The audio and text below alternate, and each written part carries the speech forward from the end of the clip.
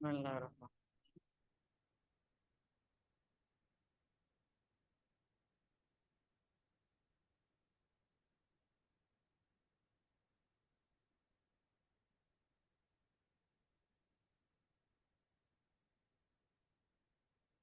وہ مخفوظ بعد غیرہ و سوا و سواء۔ یہاں سے مسلم رحمۃ اللہ علیہ مستثنیٰ کے اعراب کی چوتھی صورت یعنی جر واجب کو بیان فرما رہے ہیں۔ فرماتے ہیں کہ لفظ غیرہ، لفظ سوا اور لفظ سوا کے بعد بالاتفاق مستثنیٰ مجرور ہوتا ہے، اس لیے کہ یہ تینوں اسماء ہیں تو یہ اپنے ماں بعد مستثنیٰ کی طرف مضاف ہوں گے اور مستثنیٰ ان کا مضافل ہونے کی وجہ سے مجرور ہوگا۔ جبکہ وبعد حاشا فی الاکثر، اور حاشا کے بعد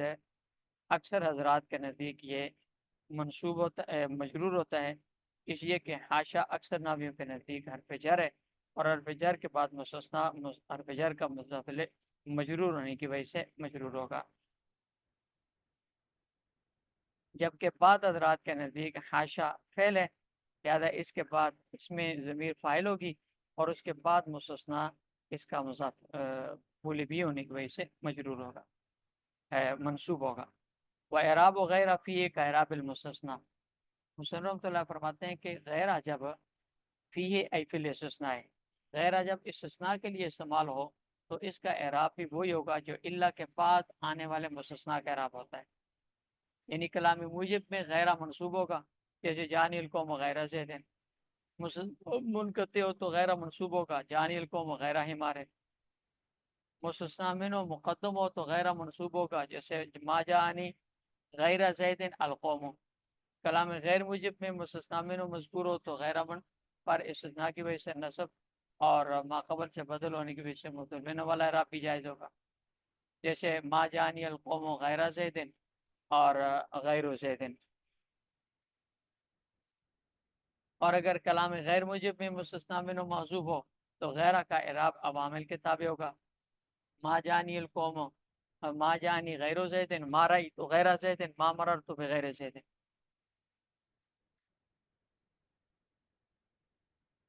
وغیر صفت وغیر صفت فی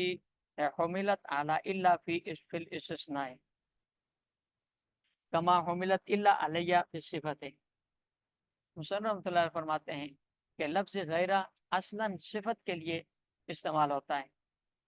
اور یہ مغایر ان کے معنی میں ہوتا ہے،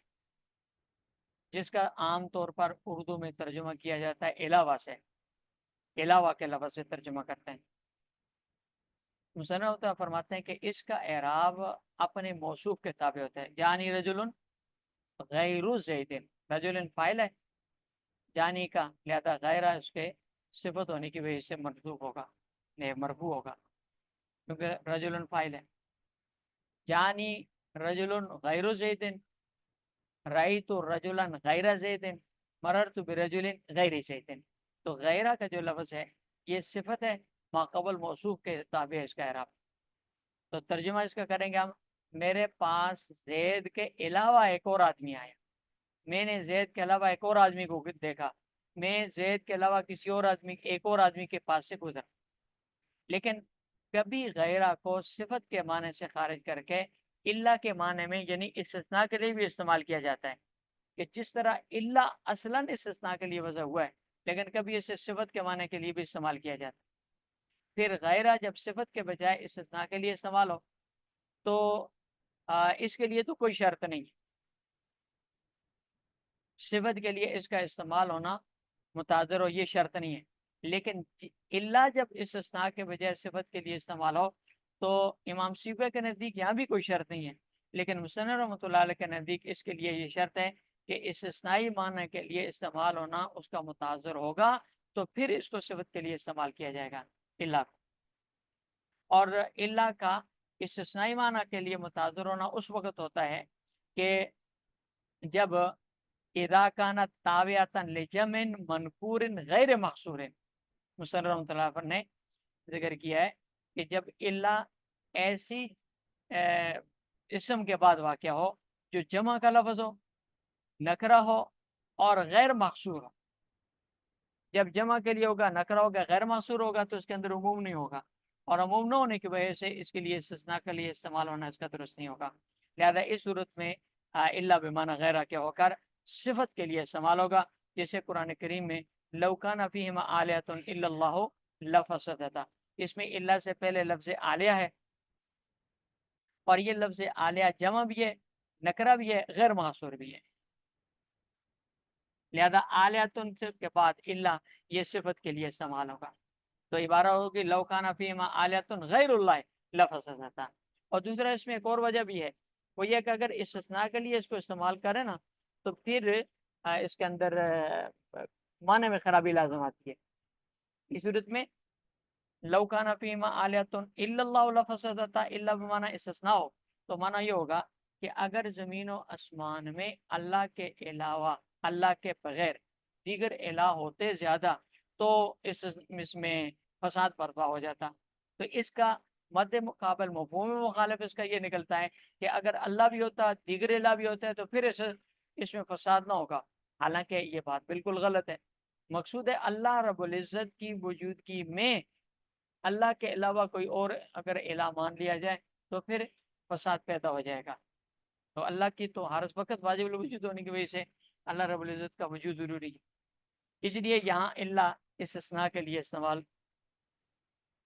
نہیں ہوگا بلکہ یہاں اللہ غیر کے معنی میں استعمال ہوگا۔ وضعف فی غیرہ ہی سر رحمۃ اللہ علیہ فرماتے ہیں کہ اللہ کا استثناء کے لیے استعمال متعذر نہ ہونا، وہاں اسے غیرہ کے معنی میں استعمال کرنا ضعیف ہے، یعنی اللہ استثناء کے لیے بھی استعمال ہو اور پھر اس کو غیرہ کے لیے بھی استعمال کریں، یہ ضعیف ہے، اس لیے کہ مصنف رحمۃ اللہ علیہ کے نزدیک اللہ کے غیرہ کے معنی میں استعمال ہونے کے لیے شرط ہے کہ اس کو استثناء کے لیے استعمال نہ کیا جا سکتا ہو، لیکن اگر استعمال استثناء کے لیے بھی کیا جا سکتا ہو اور پھر اس کے ساتھ ساتھ اس کو غیرہ کے معنی میں استعمال کریں گے تو یہ صحیح، یہ شرط نہیں پائی جائے، جبکہ امام سیبر رحمۃ اللہ علیہ کے نزدیک یہ شرط نہیں ہے کہ ان کے نزدیک اللہ استثناء کے لیے بھی استعمال ہو اور غیرہ کے معنی بھی استعمال ہو، دونوں جائز ہیں، لیکن مصنف رحمۃ اللہ علیہ کے نزدیک یہ شرط ہے کہ اللہ غیرہ کے معنی میں تب استعمال ہوگا جب استثناء کے معنی میں استعمال نہ ہو سکتا، اس لیے وہ فرماتے ہیں کہ ضعف فی غیری، اس کے علاوہ میں کہ جب اس کو غیرہ کے لیے یہ استثناء کے لیے استعمال کیا جا سکتا ہو پھر استعمال کریں غیرہ کے معنی میں تو یہ ضعیف ہے۔ وَإِعْرَابُ سِوَا وَسَوَا النَّصْبُ عَلَى الظَّرْفِ عَلَى الْأَصَحِّ، مصنف رحمۃ اللہ علیہ یہاں سے خود سوا کا لفظ اور سوا کا جو لفظ ہے اس کا اپنا اعراب بیان فرما رہے ہیں۔ امام سیبر رحمۃ اللہ علیہ کے نزدیک یہ دونوں ظرفیت کی وجہ سے ہمیشہ محلن منصوب ہوتا ہے، اور ظرف جو ہے یہ ظرف مکان ہوتی ہے، کیونکہ جانی القوم سوا زیدن کا معنی ہوگا جانی القوم مکان زیدن، زید کی جگہ دوسرے لوگ آئیں، جبکہ کوفی حضرات کے نزدیک ظرفیت اس کے لیے لازم نہیں ہے، بلکہ ان کے نزدیک غیرہ کا اعراب جو ہوتا ہے وہ سوا اور سوا کا بھی وہی اعراب ہو سکتا ہے، لیکن مصنف رحمۃ اللہ علیہ کے نزدیک کوفیوں کا مذہب ٹھیک نہیں ہے، اس لیے انہوں نے علی الاصح کہہ کر امام سیبر کے قول کو ترجیح دی۔